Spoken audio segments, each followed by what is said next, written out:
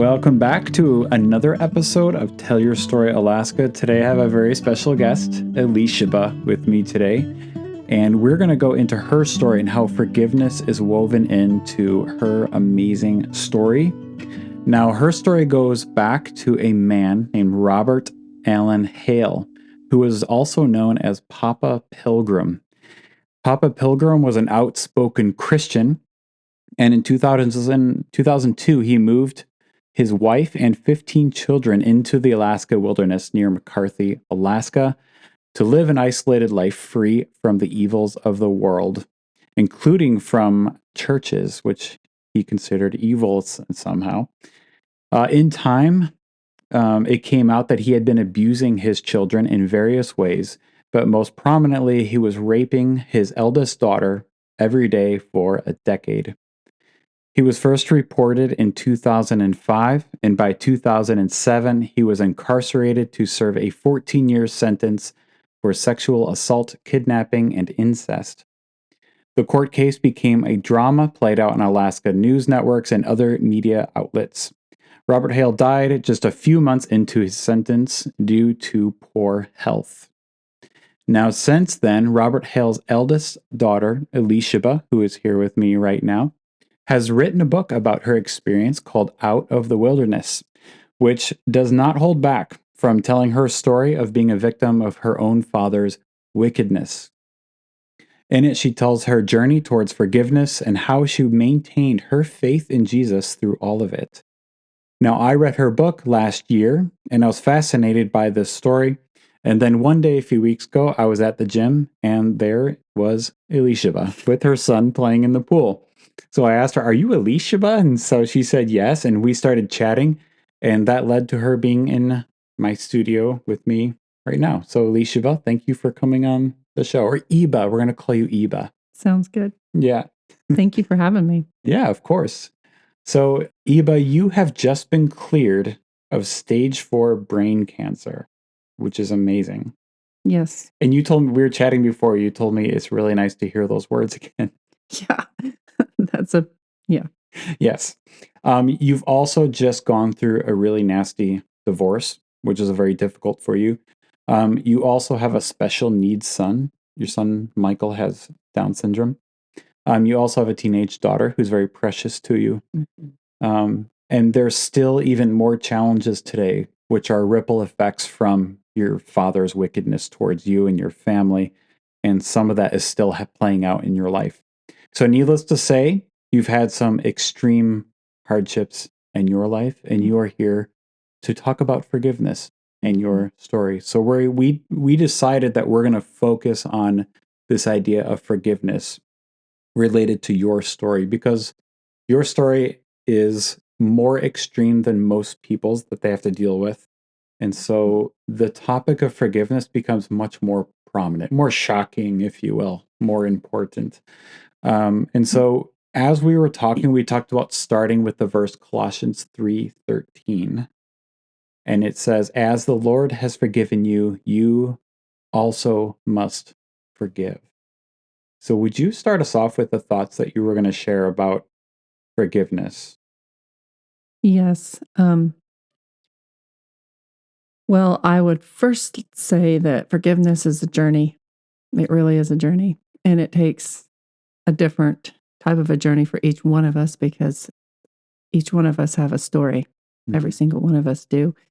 And something that just came to mind is all of us have a story, and some people's stories will say, I have had so many people ask me, like, my story isn't as bad as yours.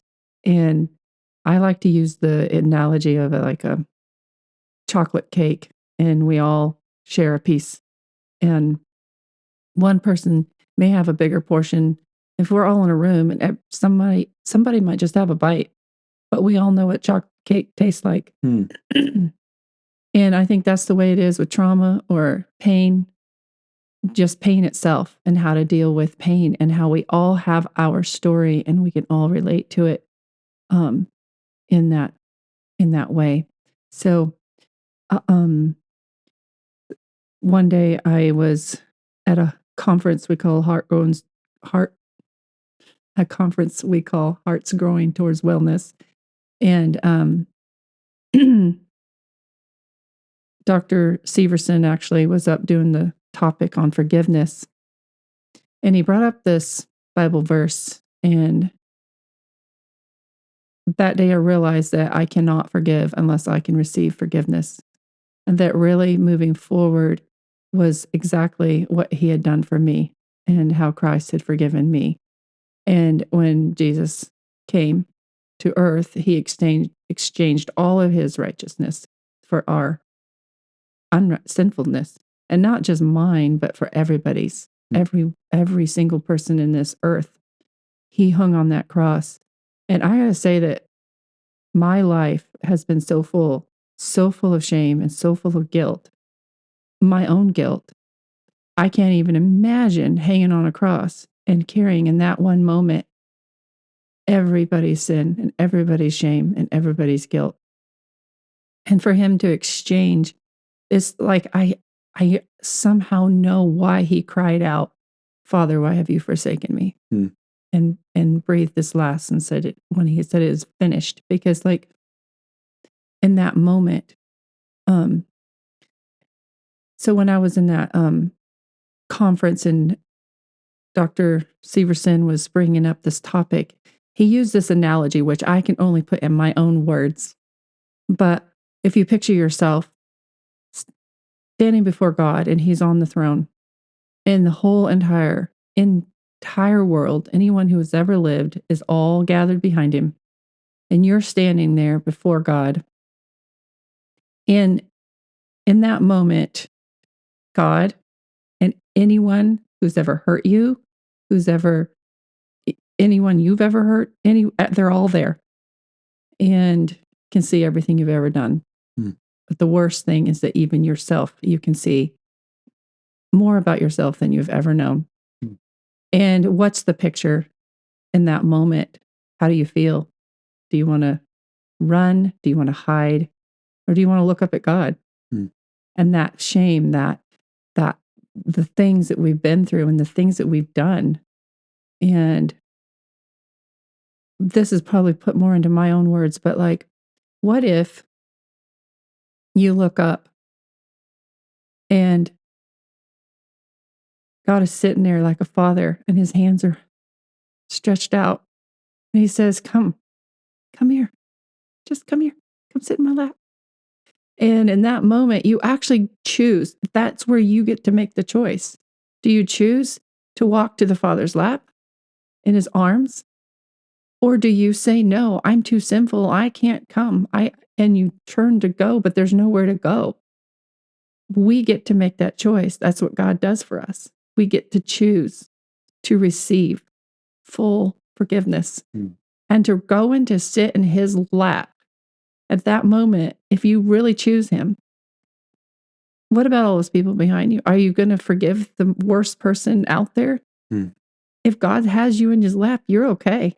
And it's that moment where all of a sudden you can forgive anyone who's done anything to you because you are so loved and you're held and you're forgiven.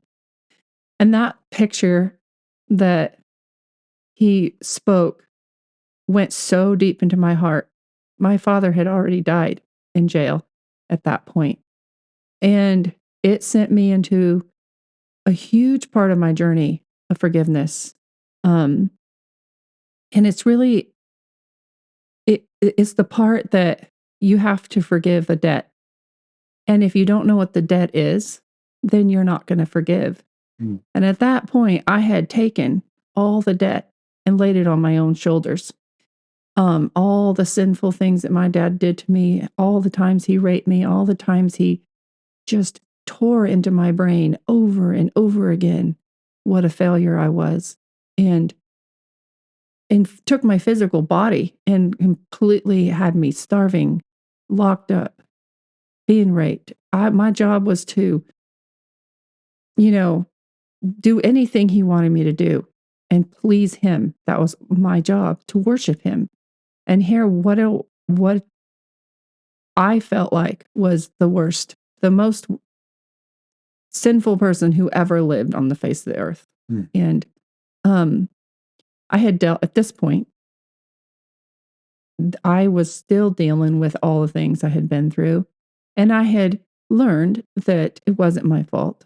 And yet, my brain, every time I was alone, I could hear my father's words just like a evil whispering in my head that just would not go away. Mm. And the whisper was like, you're so evil. How could you do this? How could you like follow this dark, unforbidden world that I told you was evil? And these words were coming from my father, and yet he was dead. And so I actually, at this conference, started going to little groups all throughout the day. And it was like a 4 or 5 day conference where I started unfolding my story. And in that little group of people with amazing leaders, I found out that my heart was seeing things all wrong. Mm. And then also, Dr. Severson talked about the good effort. Like we might try to forgive, but if we walked away devastated, then in that moment, we've made a good effort, but we're devastated. And that's because we walked into a situation where someone who has really harmed you, or even just a little bit, and we expect them to repent. Mm. So, like, I walked into the courtroom with my dad, and um, I literally typed out a 9 page letter, and I got up there to tell my father in public around others, you know, what he had done to me. And I also wanted to express my forgiveness. But I had such demand and such expectation that he would admit he was wrong. Hmm. And when I left that day, my physical body felt like it was going to die because he stood up and went against what I had, what I had so longed and so hoped. Can I ask you about when you in the courtroom and you faced him? Were you and you had to look him in the eye, those same eyes that you've been looking into your whole life, but now something was different. I mean, what I'm imagining myself in those shoes. I would be totally terrified. The man who has controlled your life, has dominated your life. Now you're in a position of power over him. Not in a bad sense, but the dynamics are different. Were you terrified that he would give you a certain look, which meant, don't do that to me? I mean, what was going through your mind? I'm just really curious. Well, I was 32 years old. Hmm. And from the time I was born, he had controlled me with his eyes. His eyes are the most terrifying parts of his body. And that sounds weird, but he could give me a complete message through the way he looked at me. And it's interesting you asked me that because that was the most terrifying thing, to get up there in front of him and look him in the eye. It was hard. And like I knew his communication um, through his eye contact, and I was really, really scared. Did he communicate to you with his eyes in some way? Basically, that voice I've told you I would hear from that Mhm. point on was that voice that was telling me through that look that I had gone corrupt, Mm. and and my brain would go like, what if I'm wrong? Like how, what if? Mhm. And then I would, over the years, is like, this is no, no, no, no, and I say no to it. But the problem was that physically, I wanted to express for the first time. I had a voice. I could say something in the courtroom. And physically sort of gave me some power, like you said, like to say that. Mm. And it was good, really good. But the problem was that my heart was so, I would say that I really wanted him to admit he was wrong so I could prove that I was wrong. like that I was right. I mean, I mean, was there a desire for you to see him kind of grovel, in a sense, see him break down and say, I'm sorry? mhm, That's what you were hoping for. yeah, And that never happened. right. And so because my demand and my expectation in my heart, I needed to hear that, I thought. But I'm going to say right now that we don't have to hear it and still be free. Hmm. I wasn't free yet because I hadn't quite understood what it meant to really forgive. It was a really good effort, but like true forgiveness has no expectation or demand for that person. And yet I could still walk away free. Hmm. And I couldn't be free yet because I depended on that and I was hanging on to that. I like the way you said it. You started off by saying forgiveness is a journey. And then you said right there in the court, you made an effort at forgiveness, Mhm. but you hadn't actually fully accomplished it yet, but you're giving it a go. Right. That's almost freeing for me, in of itself to say, give it a go. Mhm. And if you still feel that ick, like, okay, I'm not done, but I gave it a go. Yeah. There's something freeing about that. I don't know how to describe that into words, Yeah. but it is to say I'm still working on it, Mhm. and that's okay. Yeah. And part of that journey, I would say the part of that journey that was really important that I hadn't worked through, and that was finding what it meant to really receive forgiveness for myself. Mm. But the thing is, I couldn't just all of a sudden go receive forgiveness. I can say, I'm going to be forgiven. I want to move on. But I was my own judge. Mm. I was judging myself. What did you need to forgive yourself for? And it was all the condemnation. I was 29 when I escaped my dad. So all those years of condemnation, shaming, I believed it. Mm. And how do you turn around and how do you understand it? I actually couldn't unless I was willing to work through the layers. Mm. And that's what I'm saying. You can't just say I can just forgive my past. I can forgive it, but unless I've worked through it, they say that hurt people hurt people, Yeah. and in a sense, I was still sabotaging relationships. I was still like coming out of so much. I didn't even know how to have a relationship. And so what I was doing was trying so hard. Oh, with all my heart, I wanted to forgive. I Mm. wanted to be free, is what I wanted. But I couldn't reach there because I hadn't gone to counseling. I hadn't gone to um, working through the layers of my past and finding out what the truth was.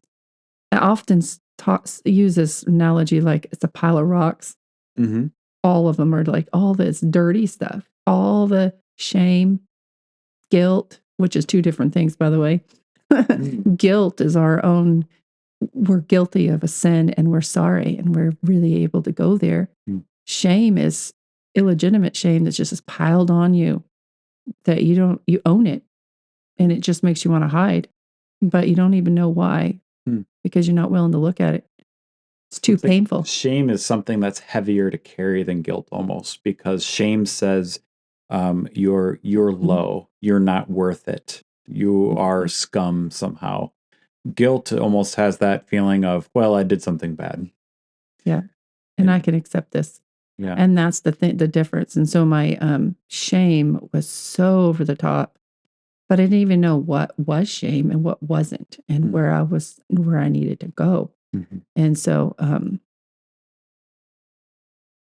yeah, I remember at this conference where I started working through that whole level of shame. I started realizing that actually going to counseling was so important because I needed to work through those layers. And then the other thing, what happened was I began to write my book. Mm. And as I wrote Out of the Wilderness, it actually, no, I started writing my book way back. I just started writing. It wasn't Out of the Wilderness that I finally published. It was years of writing. And there were multiple transcripts, and Yeah. there was a big process. Thick books. But as soon as I started writing my story down and going to counseling, I started uncovering layer after layer. Can you, I'm sorry to interrupt. Can you describe what you mean by a layer? Like, what is one layer? So my counselor asked me one day, I want to know how your father minimized what he did to you. Hmm. And I also want you to think about how you minimized it. Hmm. That opened up worlds of me I went to this little river or a little lake, and I down in the trees, and I sat and I wept as I processed how I minimized him sexually abusing me. Hmm. How did I put and the thing was that as a young girl, it was easier to take the blame because if I blamed my dad, then somehow or my mom, if I blamed my parents, it was almost like I was taking away my worth because if I wasn't worth something to them to protect and not harm, Hmm. then all of a sudden I can't change them. I can't change what they did to me. And that was devastating. Hmm. I could change me. I was like, all hung go. Whatever I can do to change me, I'll change. But like, I can't change them. I can't change the fact that I wasn't worth something from my mom to save. Hmm. She didn't step in. And my father was a child molester, and he was molesting my stepsister before I was born, and she knew it. Why wouldn't she take off with me? Why didn't she save me? And why would my dad use me and try to make me this reincarnated first wife that he killed or she killed herself, whatever happened with KK, his first wife, and that I was supposed to be this, vision, he said, from heaven. Hmm. And the twisting of all that. And when I heard, like, it's more important what happened inside of me than what happened to me. Hmm. It was good, but it was a lot of pressure to actually find out who I am. Hmm. Does that explain like the uncovering the layers? Yes. Okay. Yeah, that makes sense because the his minimizing and your minimizing is just one aspect of what happened, and there's One. many more Mm-hmm. factors. Yes, that does make sense. And so Yeah. uncovering those layers, it really helps have like a counselor asking you questions that point you in the right direction. Mm. And it's helpful to go down to a creek and be by yourself and think about it. Yeah. And we all have like our comfort zone. Mm-hmm. This may sound funny to a lot of people and not to maybe natives or anyone. The bush was my comfort zone. Mm. That's where I found comfort. And some may go, do drugs. Somebody go somewhere else and do things. But like that was my comfort zone. Whether it was good or not, I would run to where I was familiar, even though I might be scared there. Mm-hmm. It was my comfort zone. Well, I think nature, in a sense, can be a comfort zone to everyone. Nature has a way of being beautiful and comforting and neutral. Yeah, that is true. I mean, in one sense, nature can be brutal, the cold or the rugged mountains or whatever. But in another sense, it's a neutral thing. It has no intention of getting at you, whereas Yeah. people do. And so in nature, you tend to be away from people. Which actually, I might just go to that. I grew up in the mountains of New Mexico. It was 9,000 feet in the mountains. And honestly, we raised sheep and cattle and we went hunting. And one thing I remember throughout my life was, we'd be really out of food sometimes. We were at the end. And I remember going and just begging God to give us food, give us, a deer or an elk or something. Every single time I watched him provide. And it helped my heart believe that there was a God that cared. Mm. But I remember being under like the wooden table, holding on to my brothers while my parents screamed and yelled and watched, my dad beating my mom up and her screaming at him. Excuse me. And just crying for help.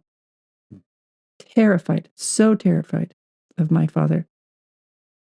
And at the same time, for some reason, there was something about me. I was I don't know what the word is. Like I was a go-getter, like anything I thought was good, I would just run for it. Ambitious. Ambitious was little Eba all running around the mountains. But the thing that was like,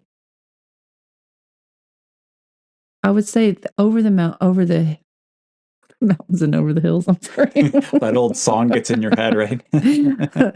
Well, actually, when I was 7 years old, I had my dad preaching a lot. He was gung ho too. So he'd put his Bible in the back of his pants, and anybody that came up the mountain in a four-wheeler or anything, he'd greet them in the fields and he'd sit there and preach to them. And I'm thinking, I need to be this way too. And I want to know Jesus. And, I asked Jesus into my heart when I was 7 years old, and it was real. I mean, that was real for my heart. Mm-hmm. But then it was like really soon after that my dad started like laying hands on me and telling me I had demons in me. And he was like, and we were supposed to go to our father and confess any bad thought we had, literally. Did he become the mediator between you and God? He was kind of like a priest in that way. That's what, looking in hindsight, yes, that's what he was like God. Mm-hmm. And then he started, telling us that if we spoke against him, we were speaking against God. Mm-hmm. And I just remember at 7 years old thinking, I'm so sinful. I can't tell him everything. Like, it's just so much. Huh? And I'm a 7-year-old still so fearful of God and wondering, does he really love me? Like, how could God love me like this? And then other times it'd be laying, my dad tried so many ways to punish us. And I honestly can't even hardly remember what we did wrong. It would be like he would tell me I'm lying about something, and you didn't know what you were lying about?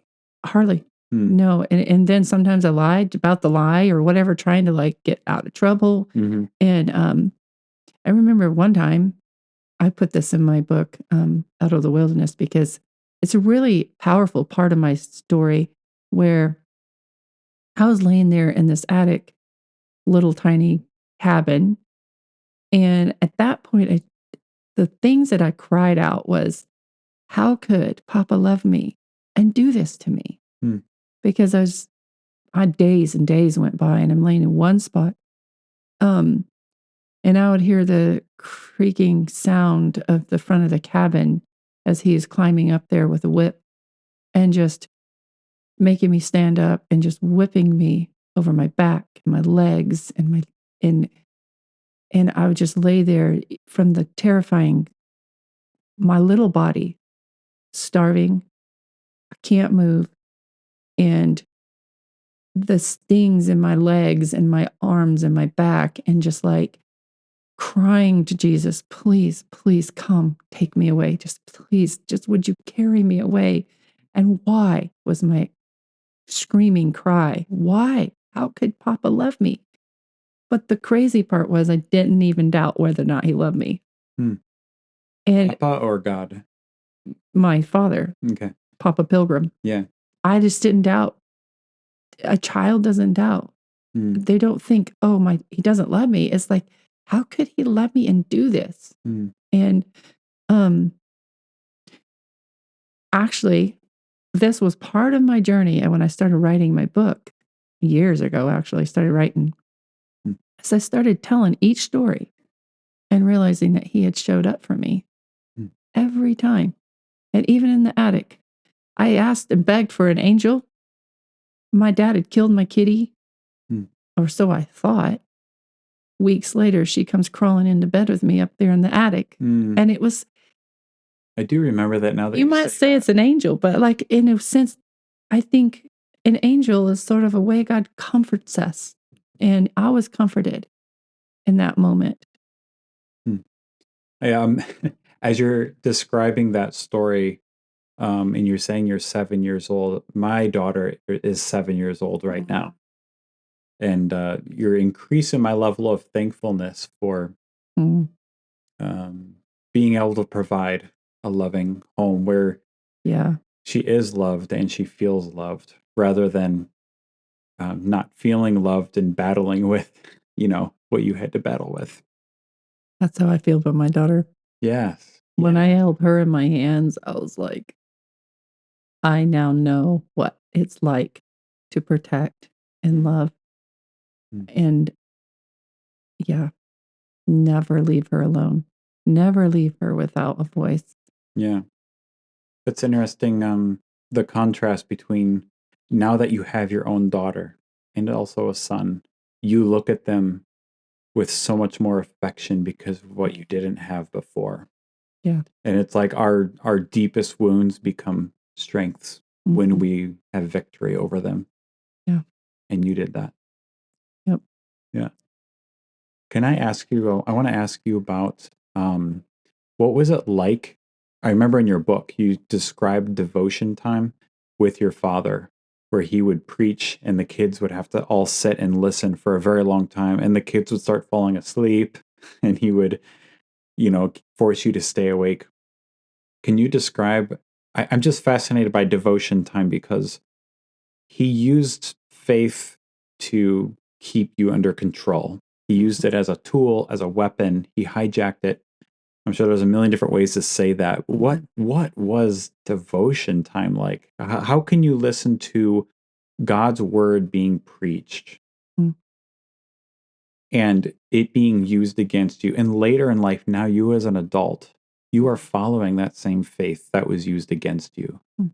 Like, could you describe that? Yeah. As it happened over and over again. But he would put us around him on the floor. And I would say for me, mostly I had to sit right in his lap and felt very uncomfortable and stuck. I felt like I was in prison. I Mm. actually told myself over and over again, I'm not in prison, I'm not in prison, because I'd feel really, really stuck there. Mm. Why he preached the Bible. And I mean, he was always saying things like, I have revelations to share and terrifying us with the end times. And we're building, caves and stacking them with food. And we are all we're the only ones that are righteous.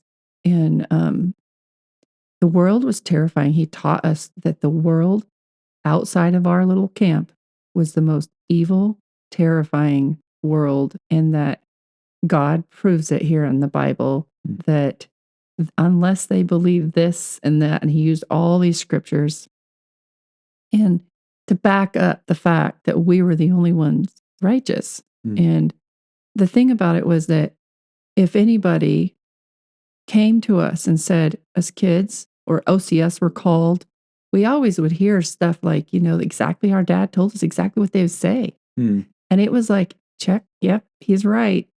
They're saying they're going to try to take us away. They're going to these things are fine. And it just checked that everything he taught us was true. Mm. And yet he used the Bible. We had to listen to King James Bible over and over again, tape. We'd listen to it. Mm. And sometimes we were having to wind something around and around. Have you ever heard of those like tape machines and you have to wind it Yeah. we would either be winding Wow. that thing so we to listen it and we could not speak a word. Mm. And then or we were shaking the butter or we were rubbing his feet. That was normally my job. Mm. And so like hours and hours in the morning sometimes before we would go do chores. Mm-hmm. I mean, from the time I was 5, we worked like men. I mean, I'd carry heavy buckets of water out and sometimes it's just really long to go do chores and to work because sitting there for hours and hours and hours and my brain could not take it all. You get that overstimulated, like I just want to You start not falling have to asleep listen. Yeah. and he knocks us over the head Mm. if we didn't pay attention. And he would go around the room and say, okay, Joseph, what did I just say? And he just like, his eyes get so big. He's so afraid. Mm. Oftentimes I try to like save my siblings and I would speak it up and say what it was before they even had the chance but he would just knock us over the head with his fist. And so if you can imagine brain washing, brainwashing. Mm-hmm. And the truth is if you look into the world history that happens, like Hitler, all these people they put in the mind Mm-hmm. and use your own religion, your own conscience against you. And I remember when I was around, I think 13, 14, at about like, that is the age that he would not even let me be seen by the world. Like even if we drove to town, I had to hide under the beds. And what do you think he was afraid of? well, looking back, he was trying to hide that he had a daughter because he had plans. So, my brothers, I got a little jealous. I was wishing I was a boy because I sort of wanted to be like this. I wanted to be free like my brothers. I fought, Mm-hmm. and I'd watch my mom, give them food when they were starving. And I just wanted that so bad. I wanted somebody to love me and care for me. Mm-hmm.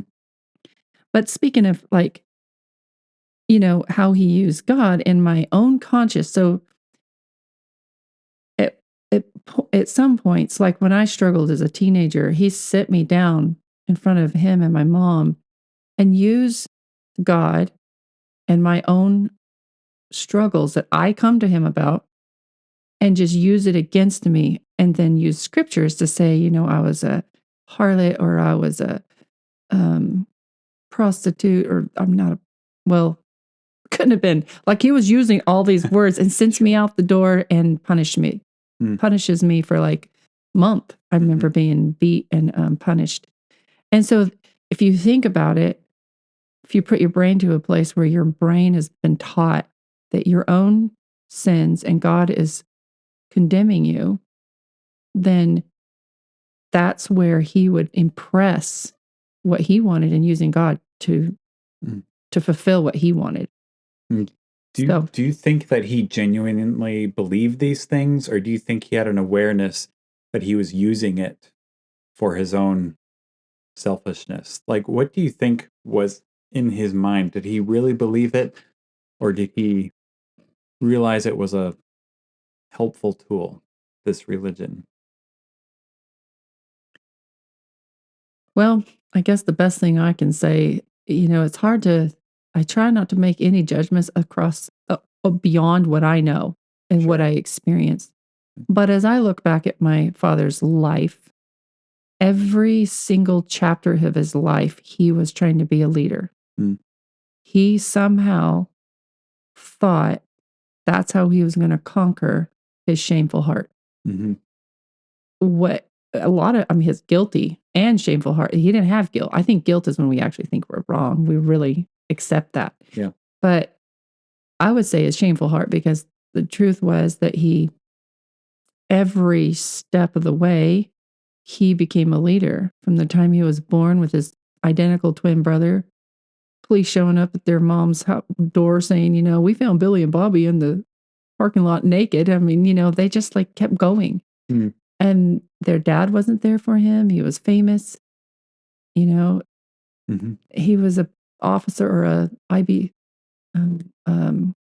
was a FBI agent, and just really up there in all his shows. And I just, throughout my father's life, he like fought to be in the front. And that was how he was going to like overcome all that shame. And then, his wife got killed, whether she took her life or he did it, however that worked. And then, she was the governor's daughter. And then he gets married and he goes off to teach Satan worship. And then he went from there to be the leader of a whole commune. And it just kept going. And I believe that's what he did with religion. And to answer your question, why do I have faith now? Is if you look at his life, my dad's life, the last time he stood in the room with his father took him aside, and my dad had like long black hair. He's probably on drugs, who knows what all. He's in the hippie thing. And his father told him, and I know this because he told me this. My father told me this with pain in his eyes, that his dad took him aside and said, "You are nothing but a disappointment to me, and I don't ever want to see your face again." Last time he saw his father. Mm. So I think that if you look at all of that, that's religion. That's do's and the don'ts. You become this or else. And I was taught that God was going to throw me in hell if I didn't obey my father and if I didn't be all these things, which I couldn't. I couldn't become any of that. Mm-hmm. What is the difference between now? I've put all the religion behind. I don't. There's a difference between religion and relationship. Yeah. And I seek deep to have relationship with God and with others. And my relationship with God is this. He is a father that loves me, sitting in his lap. And he died for anything I've ever done. So he forgives me that much. He's not holding all that against me. And he wants me to be in relationship with others. And he loves me. And I see relationship so real and so deep compared to religion. It sounds like your father's version of religion was a constant stream of deficit. So no matter how hard you worked, no matter even when you lied or told something wrong that deserved punishment as sort of a retribution. So it was your first 29 years of your life, everything was not enough. Everything you gave wasn't enough. And then you realize that true faith is there's no deficit. The deficit is gone. You're not trying to achieve anything anymore. It's been achieved, and your soul is free. You're not burdened anymore. Yep. Such a journey though, because I think the beginning of it was before I escaped my dad. Really, I'm trying to think. I was locked up in this room where he had beat me so bad. I didn't look like a person. It was my 29th birthday. And I was crawling over to die because I knew I was dying. And sounds funny, but you can actually breathe your last. You don't even, when you're that beat up and abused. I don't know why I kept going, except for that I was scared of God. I just begged God, please, if I die, please just forgive me. Because I know my life is sinful. Please forgive me just for the one fact that I've obeyed my father. I thought he would pardon me, possibly. And I was so afraid to breathe my last because of that. And I reached over for a Bible and I found that Bible verse that said, and there was just a little light coming through the window. I'm sitting on this really messed up little bed and I could see just a little bit. And I read in Psalms, which I really related to David, the man who was a shepherd out on the mountains, and just how he would go to God through song, and he would talk about being in the deepest pit, but he always came out, and that just gave me such relief. And I found the Bible verse that said, "When my mother and my father have forsaken me, then the Lord will take me up." And I literally pictured myself up in the air in his arms.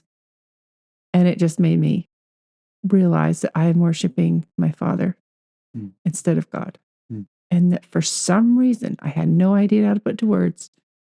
I just had faith that he actually did care about me because of that Bible verse. And that's when, I escaped my dad. Yeah. Yeah. Would you say that verse about even though my mother and my father have forsaken me, but the Lord's love is there. We're not quoting it very well, Right. but we get it. But you say that set you on a journey to escape. Would you say that's the case? Yeah, I got really bold. And Wow. that to describe that feeling of making that decision after all those years and to actually escape my to the mindset, not actually escaping. It was to find that decision Hmm. and make that decision was so huge. Hmm.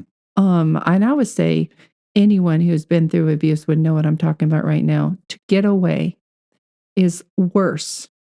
Sometimes it's even really hard because your village or everybody know it's, and then if you're abuser, the danger is even higher. He was carrying around a gun. I knew if I made a step like that, I might lose my life. Hmm. And somebody in my family might lose their life. Hmm. And I was so determined that none of them would be hurt.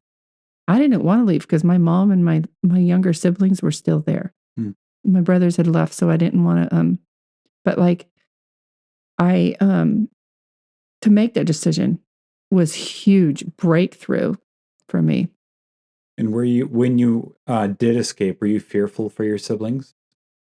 Yeah, I was afraid. I was really afraid. So afraid that I told them I couldn't tell them where I was going. I told them, you just need to tell them you don't know. I just escaped. I tried to come up with a story so they would be able to not be beat up or hurt. Mm. Um, And that's why you didn't tell them much, so that they didn't have to say much. right, And that's protecting them. right. Yeah, that makes sense. Yeah.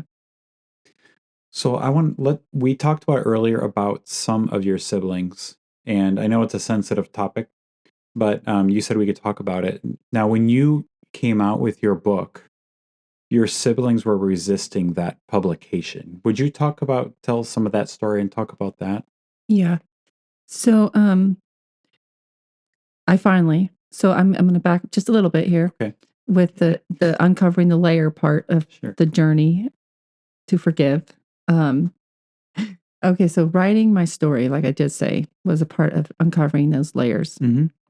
And as I began to find my worth, find the worth that he gave us, like he created us to be beautiful and made in our mother's womb, and to actually be able to reach that place took a long time. I was not ready to publish my book years ago when someone helped me from Australia and I could not get myself. I said, no, I'm not ready. And it was all because I did not want to publish my book until I knew that whatever I published was going to help others, that it wasn't for me, it was for them. And that the journey getting there was for me. Mm-hmm. And so I finally published my book, and my whole family actually knew I was writing for years. And I had to look into a lot of, research that we're all public figures, and I didn't want to leave my siblings out. I wanted them to be able to be recognized as what they've gone through as well, only telling my own story. Mm-hmm. And I only had good in mind for them as well. But my family actually really turned on me and got really, really upset that I had published. And it was interesting because with my journey of forgiving my dad, which I haven't finished really talking about, because I did reach a place to forgive my dad, and I'll go back to that. Yeah, we'll go back. Sure. But for my siblings, it was a little different over these last few years. And I felt like the Spirit really impressed into my heart to walk the footsteps that Jesus walked.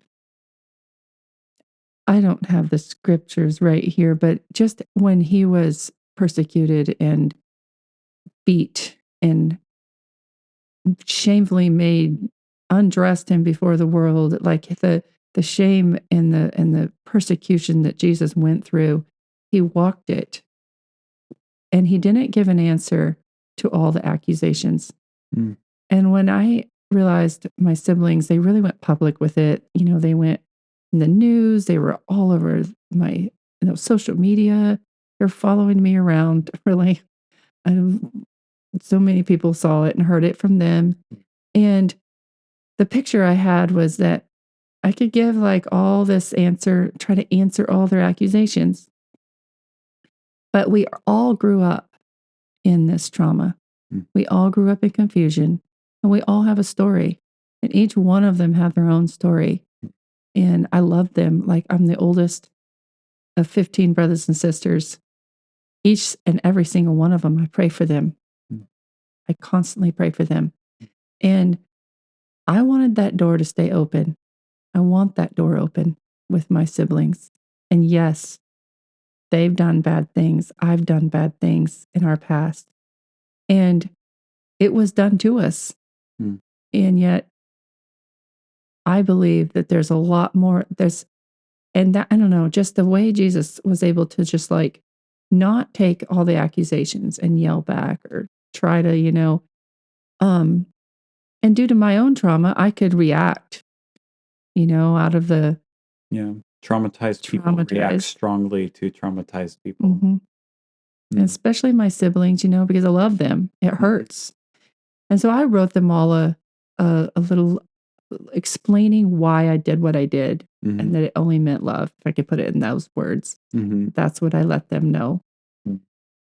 So, Yeah, and some of the relationships with your siblings, I mean, you do interact with some of them, but there's still challenges there, and that's still part. Like you said earlier, forgiveness is a journey, mhm, and your relationship with your siblings is still on that journey. it is. And I want it to be until I breathe my last because, um, yeah. And since I got cancer, since my surgery, my siblings have showed up and it's been amazing. Some connections have been amazing. And um, I truly love them. And over the years, watching my brothers being put over whipping barrels and watching them starve. Can you imagine walking by your brother or your sister under a table and they hadn't eaten? Mm. And it's like I had nightmares for so many years, just like still sometimes trying to feed everybody, Mm. trying to find enough of food, feeling guilty if I took a bite, Mm. and just over and over again, and trying to figure out how to save their life and save them. And all of us had those feelings for each other. It was just like we were we were at a loss Mm. on how. And so, Mm. Yeah, and you and I have had conversations when we weren't recording about it, and just your craving for a reconnection to call them family and mm, friends again, and you're still walking that path. yeah, Yeah. I think there's another thing. No, that there was two parts to this, and I think I go to forgiveness. If we're talking about forgiveness, Yeah. this one was giving them the opportunity to see. And then the other one was also letting go. Mm. For me to let go was really huge. And then the other thing is boundaries, something I haven't actually really talked about yet, Mm. but it's a really big part of forgiveness. Mm. So don't let me forget that. Okay.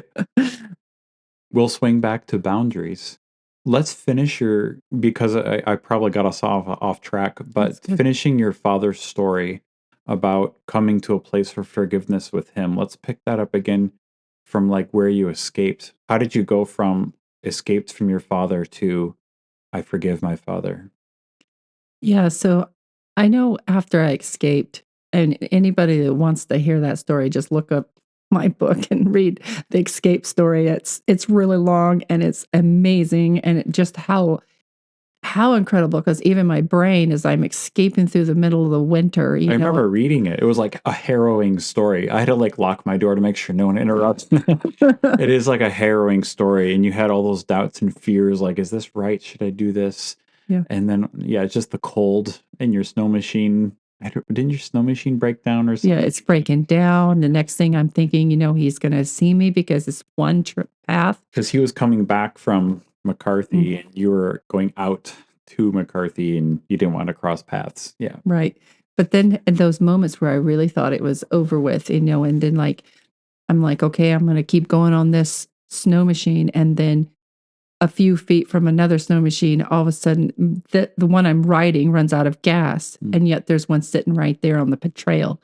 And just like this constant thinking, the devil's after me. Oh, wait, God's for me. Just a constant going through that. And then 3 weeks later, after hiding out in the woods, wondering what I'd done, scared to death that my dad's going to find me. trying to convince my brothers how dangerous it was if he even found me, because I would just give right in. Mm. I knew I would. Mm-hmm. Hard to put that to words. I couldn't put that to words. Mm. They're like, what? And I'm like, you don't understand. That's all I could tell people. You don't understand. Mm. And living with the Buckingham family, who graciously took all of us in eventually, and just working through a lot of my own legalistic past, the one I'm still living, trying to understand how to get out of this legalistic mind. And I even put a box around the Buckingham family. It's like all of a sudden I went from the past. Now I put my family, my I would say legalistic brain thinking this is where I'm supposed to be. Mm. And then I get married.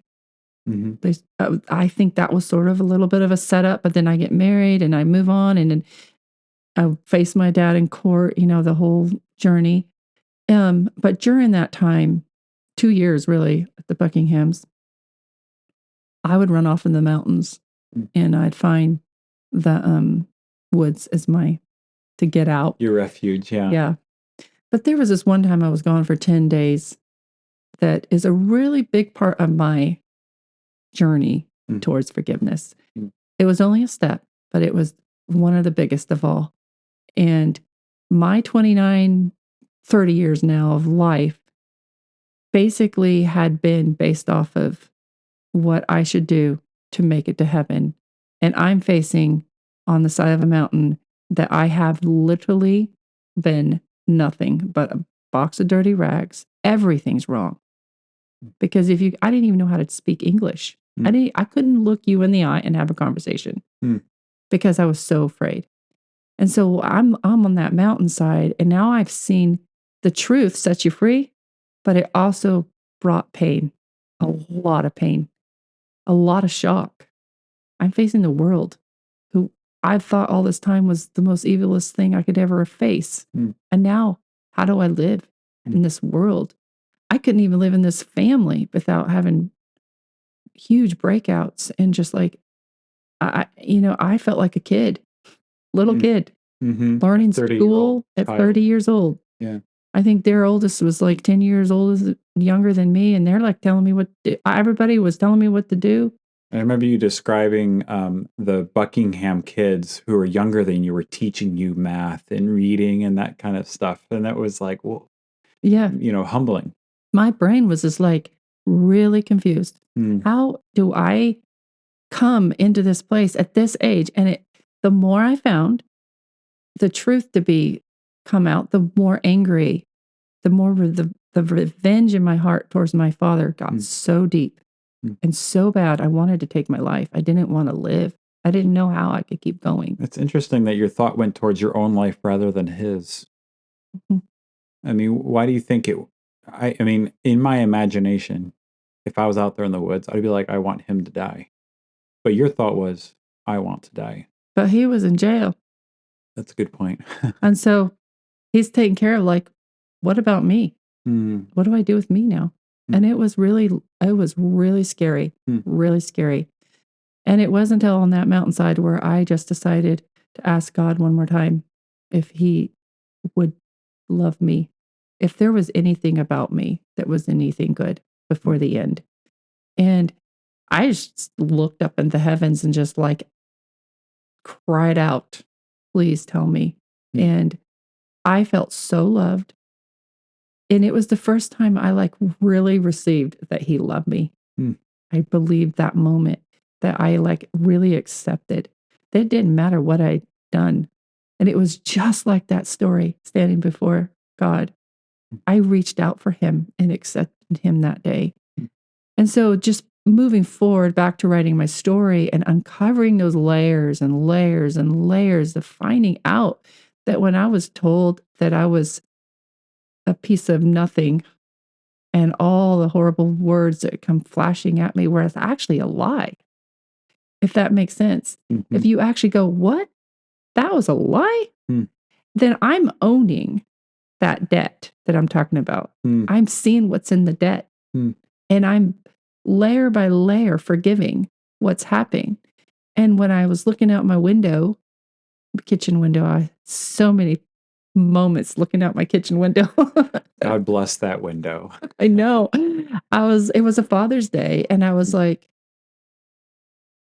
darn it, everybody has a dad, they can just like go, even if they, were not very nice or there, and even if they're dead, at least they have something good to say about their dad. I don't have anything. Like, try to come up with a story, and then there always ends up in something that wasn't good. Mm-hmm. And so, but in that moment, I realized I had worked through so much. I had processed so much that I didn't care whether or not he was. I'm trying to put this to words, but it was like I wanted him to know that I forgave him. It was to the point where it didn't matter how much he suffered or not. It was me that I wanted to be able to really let that go. And one of the ways I knew it was I wanted to go by myself.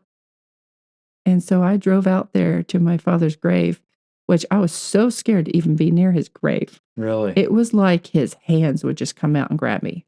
Wow. That's how scared I was. Wow. And just putting away all that superstition and those lies that just like come into my brain. And I knelt down on his grave and I actually wrote it down because I wanted to keep it. I wanted to know that I had this. I actually wrote it down and left it there, but I just took a picture of it with my phone. But I wrote down basically, Dad, you did this to me. This is how I felt as a little girl. You stole my life. You weren't there. And I said it from the deepness of my heart. And I said, today I came to offer something. A daughter who's been hurt the worst from her father. Today I came to offer.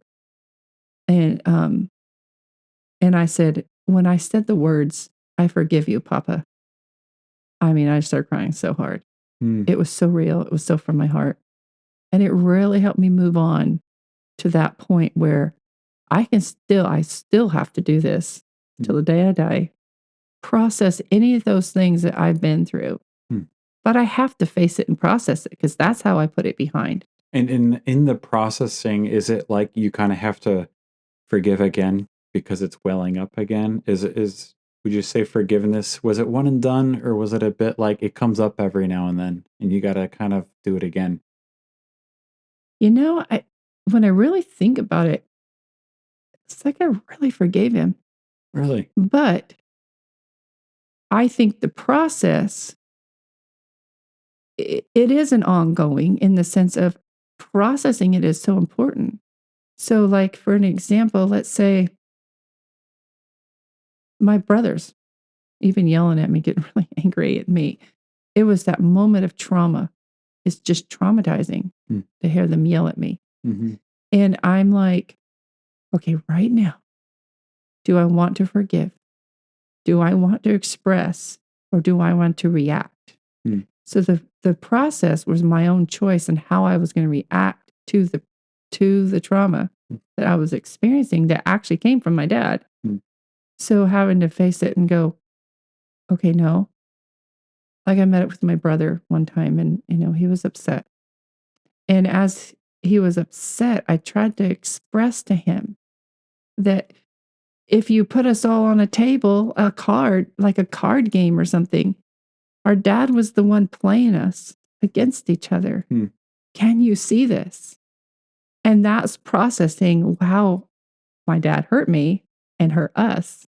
If that makes sense. Yeah, it does. I'm thinking, man, I'm processing everything you're saying. So this is not going to be very articulate, but you talked about how your father set your siblings against one another, even beyond the grave. That is still happening.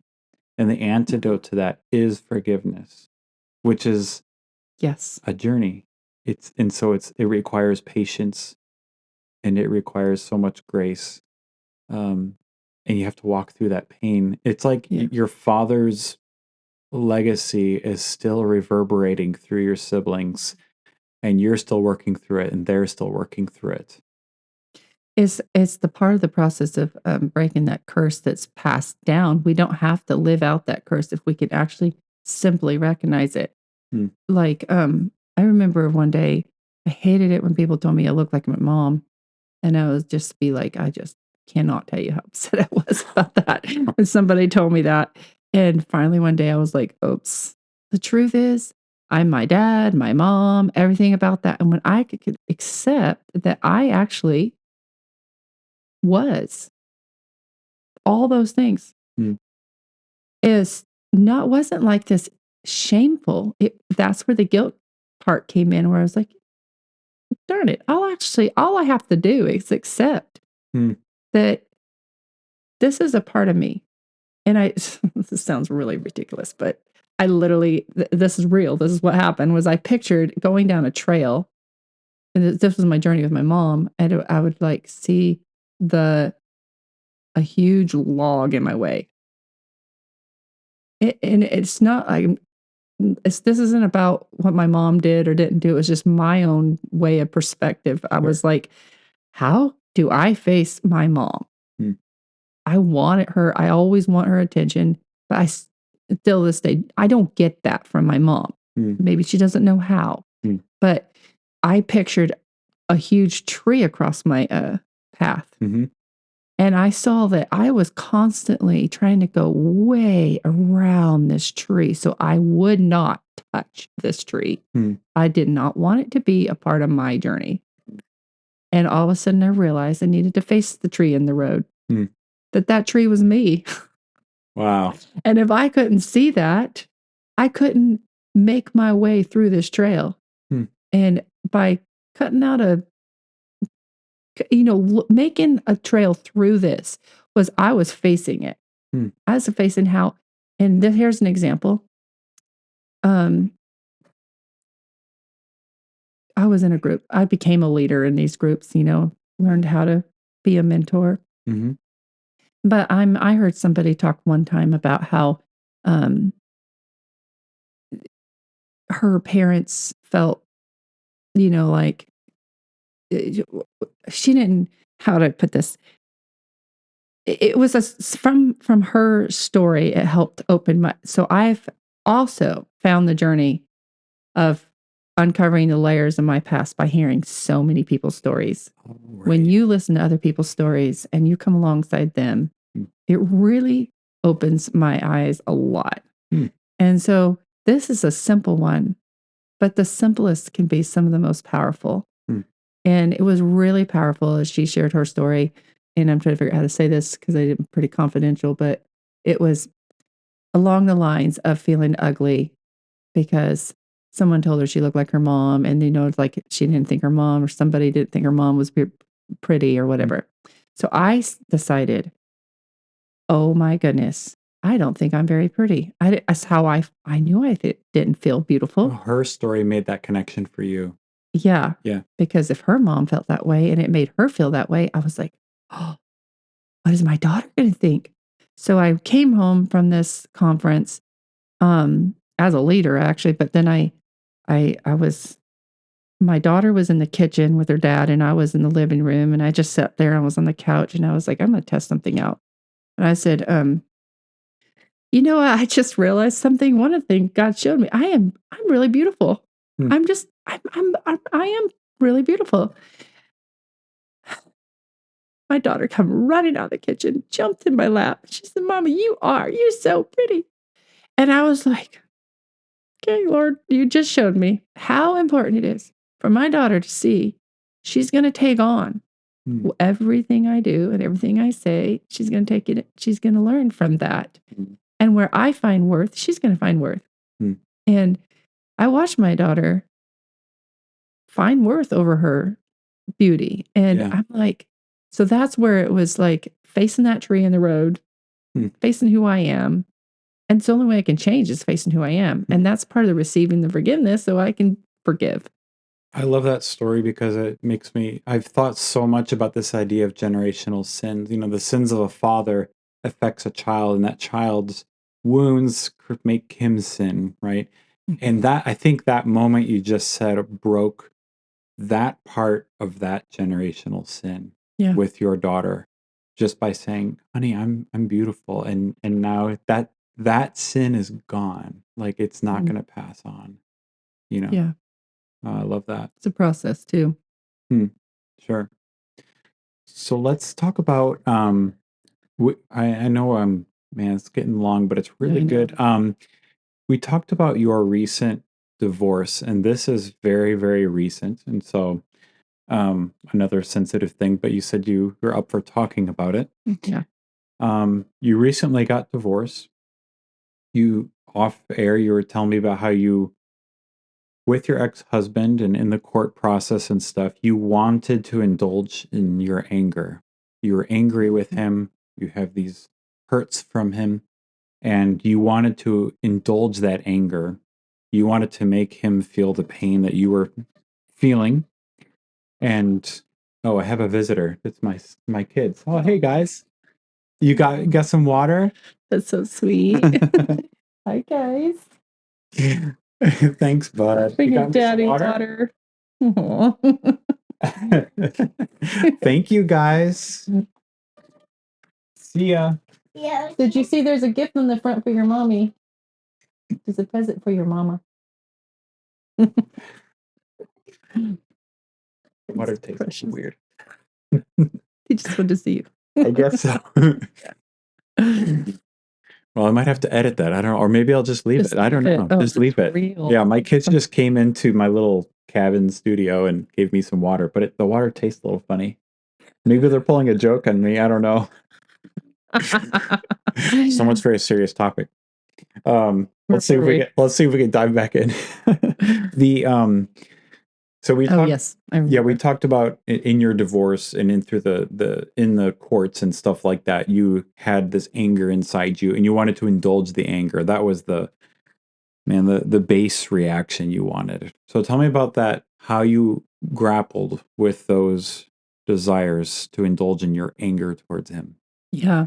So, over the last, I think 2 years now, been separated from my husband and going through desperately over the years. I was desperate to see our marriage change. And that's something I've kept really quiet because I had dreams. We all have dreams. And my dream was to stay a family, to be, parents of our kids and for our children. I didn't want my kids to suffer. And anyways, after I finally stood up and said some things that I knew was right after a lot of prayer, and my husband decided to divorce me. And since then, it's been a really hard journey in this last, especially year, 2 years. I was a stay-at-home mom for 15 years. We'd been together for 19 years.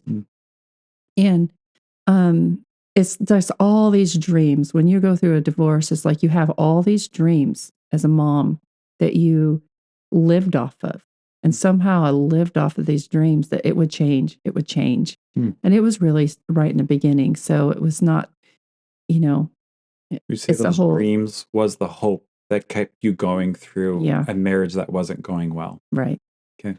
And that, and it really was wrapped around a few things. My own heart, I wanted to be loved. I wanted to believe it would change. And the other thing was I wanted my kids to never experience divorce. Right. And it was a lot of the legalistic background too. And it was also my own embarrassment that I would choose somebody that I didn't fit his. I have to put it like, I'm trying to be really careful here, but I didn't fit his sleeve and what he wanted. And it didn't work. It just wasn't working, and it wasn't good. But after the divorce, it was really difficult. We were separated. I was in the States, and when I got home, he sent me divorce papers. I made it through the border. I didn't even know how to work a job. I didn't know how to run a credit card. I'd never had a bank account. I think my name was on a bank account I just didn't know. I didn't know how to do any of that. I had wanted to do school, but my ex told me it was too expensive. And so I just worked towards being a stay-at-home mom, and I was working on teaching my kids. It's it's the best thing I've ever done in my life was be a mom. So I actually have nothing to complain about because I love being a mom. Yeah. But then at the same time, I was doing all the going to groups. I was becoming a mentor to many. I just naturally and wrote my book. And all of that was building up who I was. Mm. And that I didn't have to be codependent on my husband to fulfill all those needs that I actually so desperately was begging for him to fill. Mm. And all the tears in my pillows at night for him to love me, all of a sudden I had to let go and allow God to help. And in that helping, it was he decided to divorce me, but he didn't treat me well. And so looking back over all the years, I'm thinking, why? Why? And then it was being dragged through court. I asked him not to go to court because I don't think that's right for kids, to be honest. It's just not the best thing to do. And so I had my anger there, just so angry that he would go to court and try to take my kids or all those things.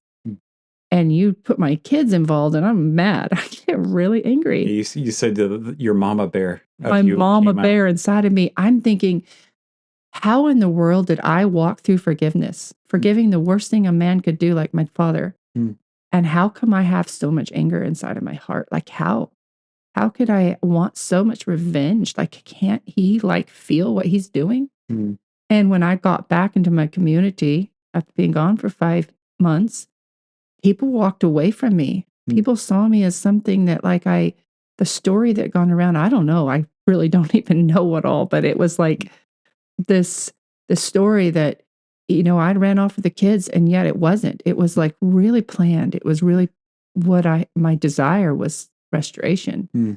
And restoration is different. I think restoration can only come when two people want it.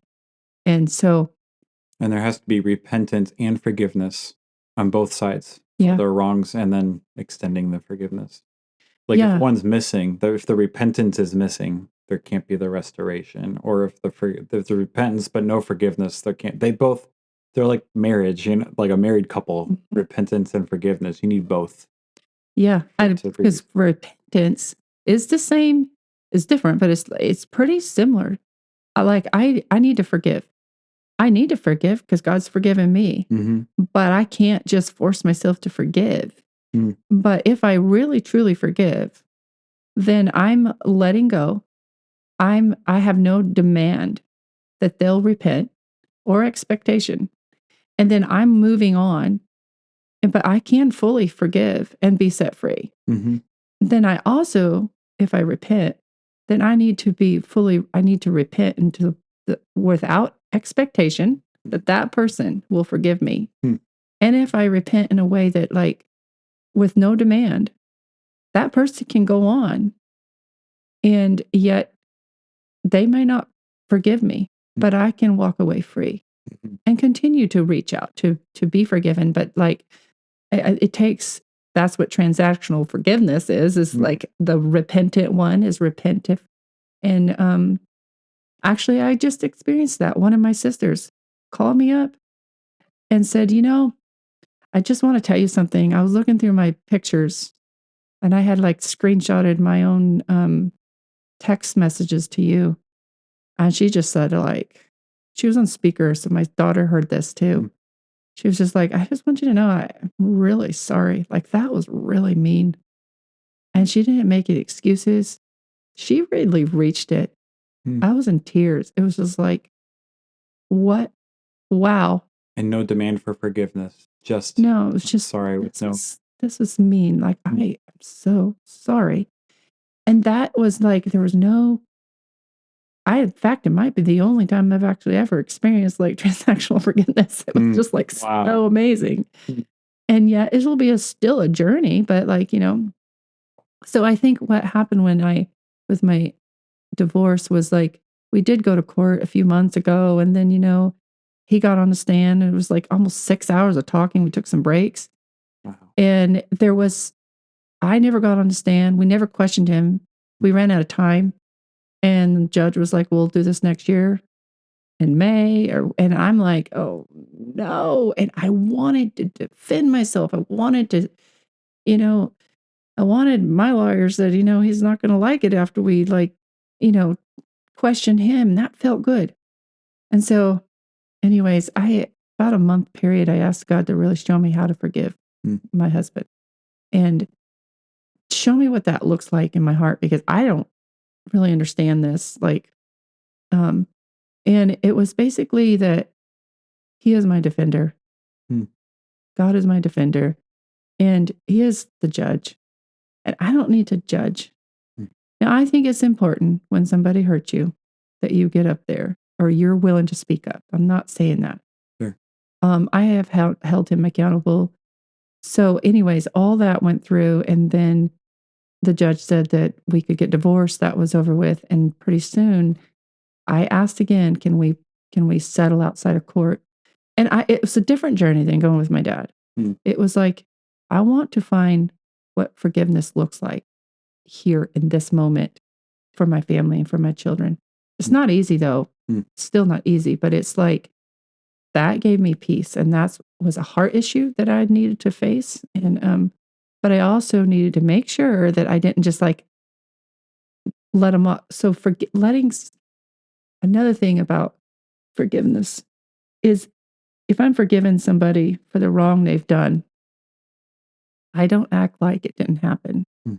I have to let them face their wrong, because I do desire for my ex to find his journey of forgiveness and repentance. And if I don't do that, then, if I just gave him everything, for example, and didn't do the splitting apart you're supposed to do when you're going through it. Right. I personally wanted to just forget it all and just say, I don't want this. And I just want to move on. But that was me not being willing to face it. So you could like escape it, saying, let's just be done with this, and call that forgiveness, even though it's not, because forgiveness requires facing it. Yeah. How did you face it? Like, what did that look like in this process? So he did agree to do some settling outside of court. And actually we had a court case come up that we could go to. And I just started asking, can we settle? Especially for the kids. And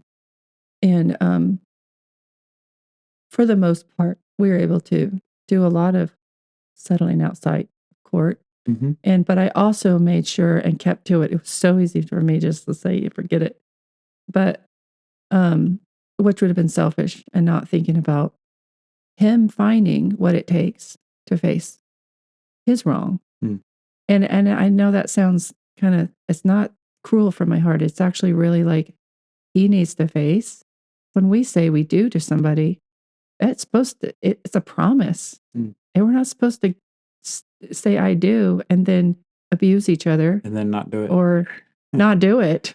And if that's the decision, then we need to both face it together. Like yeah. And so believe me, divorce is the worst thing ever to go through. Don't ever do it unless you have to. Yes. It's so complex fun. and nuanced. I mean, there's so many bunny trails and complexities. I mean, I do know some people that have been through divorce, and it almost seems like nothing good comes of it. Yeah, and I will say the hardest thing, especially like let's say in my situation, in my journey, the thing that for my childhood was my voice was taken away. Yeah. So I tend to back off. I'll fight in the moment, but then I so easily get like, it's easy to I want to say I'm easily brainwashed. It's not good. No, not me. But having to recognize that part of me that's so easily pushed over. And the more strength I have, the stronger I am. Instead of getting upset and reacting, I can actually think it through and say, no, actually, this is what's right.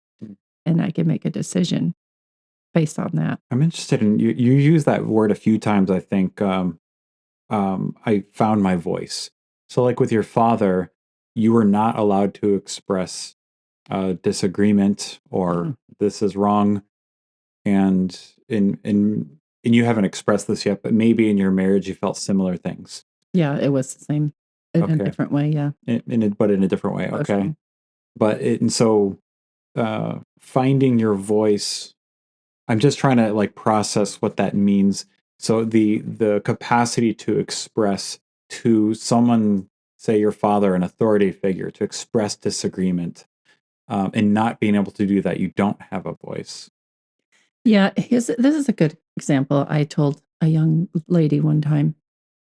She wore head coverings and had this whole, and she told me one day that she wanted father, her father wanted her to wear longer head coverings.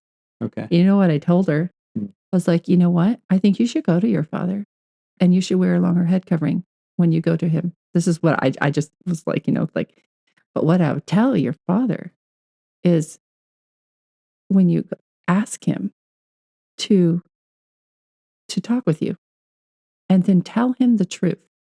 Mm.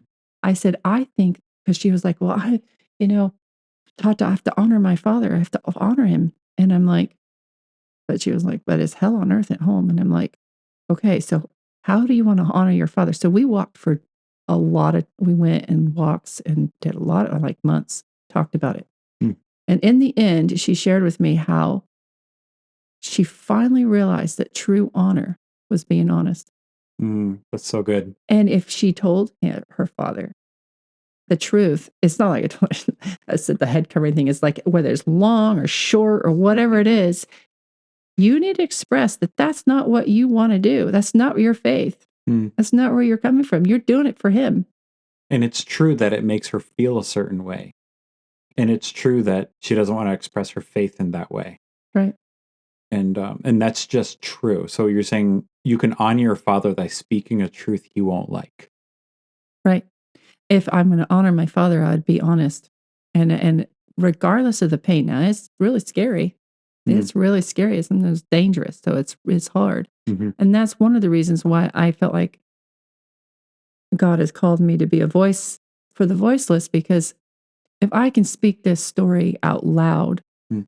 maybe the story can be spoke loud in someone's heart who has to make some decisions and realize how important it is Mm. to be set free. And that truth is scary sometimes because it's painful. Yeah. But it sets you free, so free that you can actually speak up and tell the truth. And that kind of goes into the boundaries I was talking about. If someone's hurt you and you forgive them, it doesn't mean they need to be in your life. Yeah. And I realized that. I've realized that with people I love and people I know and my own family members today that I'm living it out. My mom is one of them. Mm. I forgive my mom. I've forgiven her a long time ago. Mm-hmm. But like it takes time, and she may never really be able to admit or understand, but I've let her know.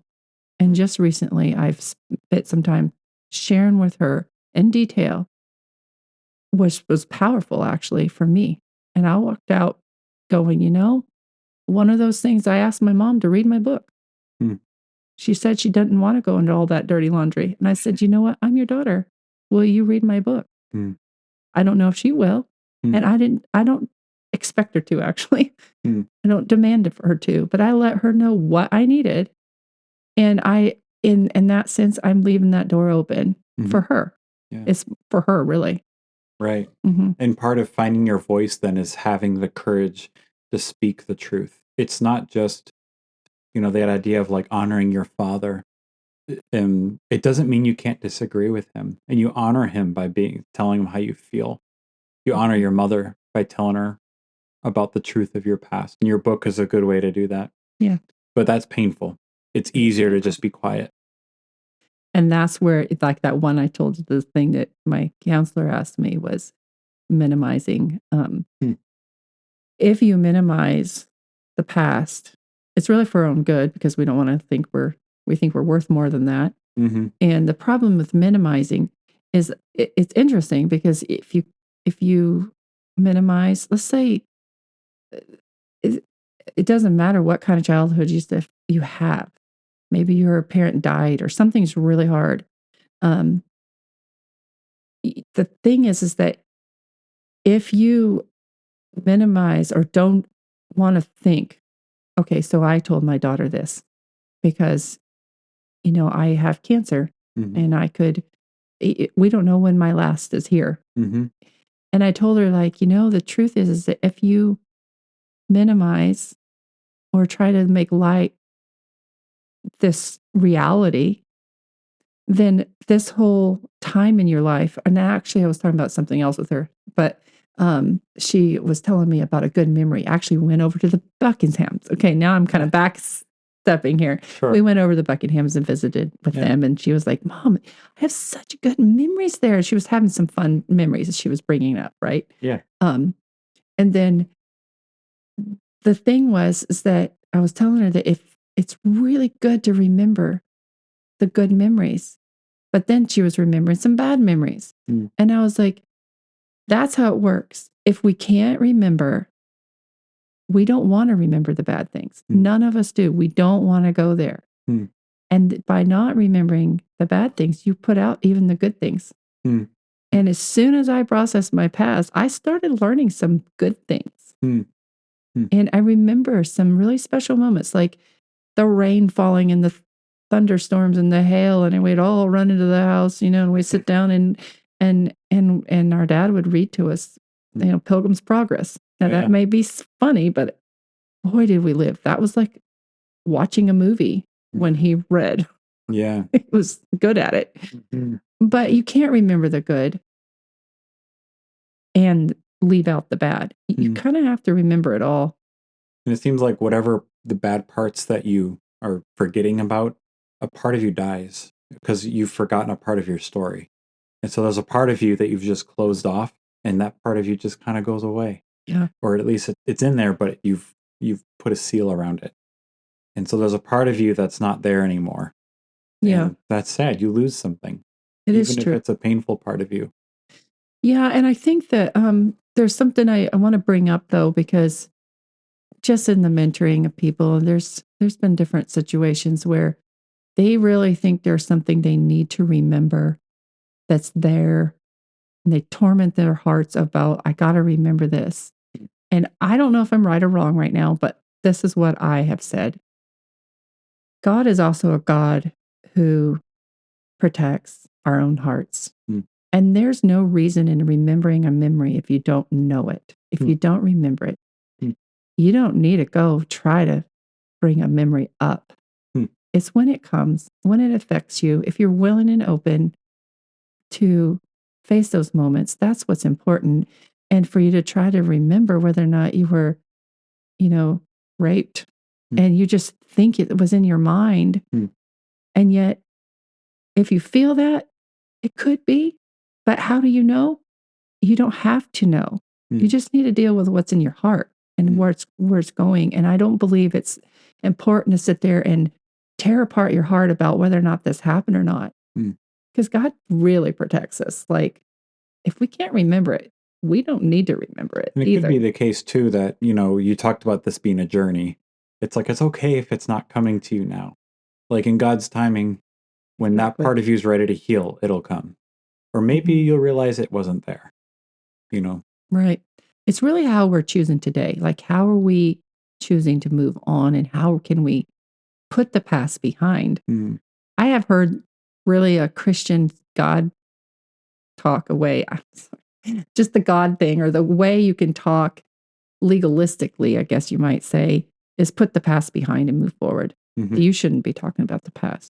But I really believe that the path of our past is the avenue to finding the choice to really be loved and to see the truth. And unless I can actually uncover layer after layer of my past, then I can move forward today. And when I feel affected, there's been a few times with my children, I've just felt so upset. And all of a sudden I realized that my brain is actually reacting to my past. And that's when I can stop and realize, no, I'm going to put the past behind right now. I'm going to move forward. I came up with a phrase a while ago because I read this book. We have it right here. It's called Forgive by Tim Keller. And while I was reading it, I wrote this down and I said, time does not heal all wounds. It only teaches you how to live with them. Mm. And so you learn how to, um, you have a wound that you don't want to deal with, you want to hide from, and you learn to live with it over time. But you're actually not healed from it. So I think the phrase time heals all Yeah. wounds is false. You actually just learn to live with a wound. Oh, but no. Oh, can I add to that? Okay. Because like the wounds are real, they're big, they're there, and they're going to stay there. But actually, I believe this is my experience. My wounds have been. You have to take your wounds to a doctor. You got to let them be looked at. You got to take care of the wound. You can't just stick a Band-Aid on your wounds. But wounds heal. Mm. And I will say the wounds in my past have become scars. Mm. Scars don't go away, not really. But I love the idea of my scars becoming good scars. Mm. And then the picture of Jesus holding out his hands and showing he kept his scar. He kept them. He showed us. He reached out to the disciples, and when Thomas, bless his heart, was doubting, like, "Are you kidding me?" And then he shows him his hands, like the scar, good scars. And I feel gifted with scars that I can make a bridge over troubled waters for someone else. Mm. But there are still wounds. I have a big wound right now with becoming single, being going through divorce, and I have a big wound right now, and it's got a lot of healing to do. Mm. I don't know when it's going to turn into a scar. Yes. But right now it's a big wound. Yeah. And so but I have to pay attention to it too. Well, I just love the illustration you just brought up. Jesus showed Thomas his scars. That is what healed Thomas's wound, was seeing someone else's. I'm gonna have to process that for a while. Well, Elishaba, I think we'll wrap it up. I have a lot to think about because I told you before we hit record that I'm been studying forgiveness for the last year, and actually reading your book was a part of that. What does it really mean to forgive, and what does it not mean? And I'll have to re-listen to this and process a lot of what you taught me. So thank you for coming on. And make sure you check out Elishaba's book. It's called Out of the Wilderness by Elishaba Dirksen. Sorry, I got to say it right. Dirksen. And you can go on her website. It's outofthewildernessbook.com. So make sure you go on there. And you're still doing a handful of like speaking or sharing at church groups and stuff like that. Is that something you're still doing? Yeah, I mean, this has been a journey walking through a lot of the medical with my cancer, and then, but I have actually just in the last year, I've gone to McCarthy and done TV show thing, and I've done speaking to cancer treatments, and my doors are open to share and to wherever God might use me. Yeah. Yeah. Yeah. Well, it's exciting. I'm excited to see, man, I think I've told you this before. Your father, siblings, husband, the people that are supposed to have our backs in one way or another have really let you down. And yet one person who has not let you down is your walk with Christ. It's Christ himself. And that's been your anchor through it all. Yeah. That inspires me. And I'm just really grateful for your wounds, even though you still have an open one right now. Yeah. And your scars. Well, I want to say one more thing, if that's okay. Yeah. Just a message to people that it's so important to find, it doesn't have to be a counselor, but it needs to be somebody a safe person, someone who will listen to you, someone who will and there's a lot of safeties that's important. Someone who will be confidential for you, someone who will take your story and believe what you say, and someone who will come alongside you, hear your heart, and not try to fix you, not try to go kill the person who hurt you, but someone who's going to walk with you. And that's what Jesus does. But he also gives us each other. And forgiveness, such a world of mercy. If you can find forgiveness, you will walk in so much mercy in your own heart and press forward in that. So, I mean, it sounds like even with your father, you walk in so much freedom from what he did to you. There's still the ripple effects going around, but from that, and that's because of forgiveness. Yeah. That's the beauty of it. Yeah. Thank you, Elishaba. This was very eye-opening and enlightening. Thank you. Thanks, Billy.